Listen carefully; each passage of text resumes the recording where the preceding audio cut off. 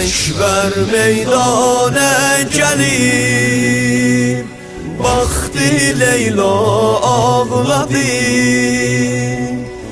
Ekber torpağa düşüp köyde hura ağladı.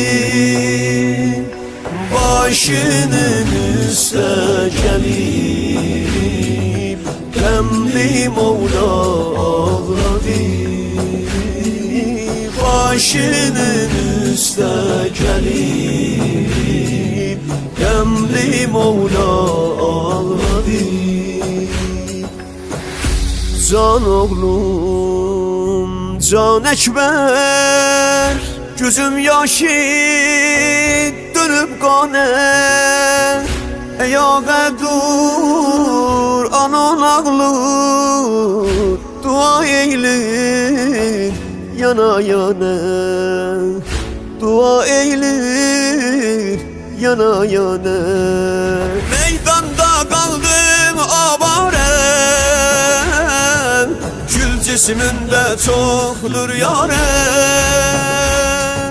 Heç can oğlum qanə battın, Leylanı ettin biçare.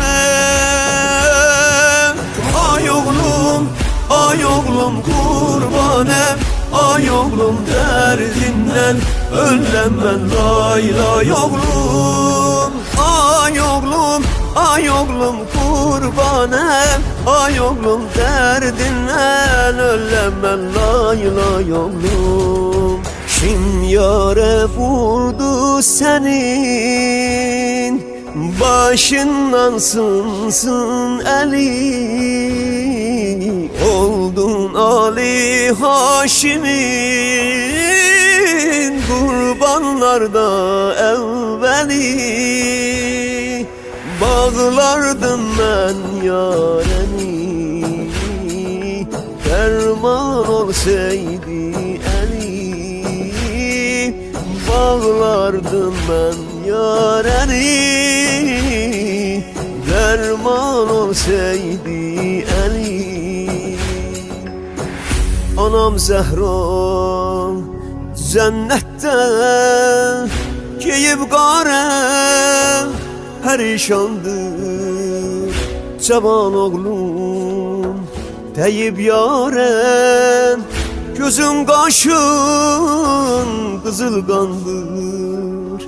Gözün kaşın kızıl kandır. Çok tezdir bu hicran oğlum, Qane oldun qəltan oğlum. Heydər misli xəncərdəydi, başından axdı qan oğlum. Ay oğlum kurbanım, ay oğlum derdinden öləm mən lay lay oğlum. Ay oğlum kurbanım, ay oğlum derdinden öləm mən lay lay oğlum. Dünyadan doydum oğul, sen ki düşdün Məqdələ. Dünyadan gitmek sənə oğlum çok tezdir hele. Dur bir de söyle son, kalbim belki dincele. Dur bir de söyle ezan, kalbim belki dincele. Ekber meydana gelip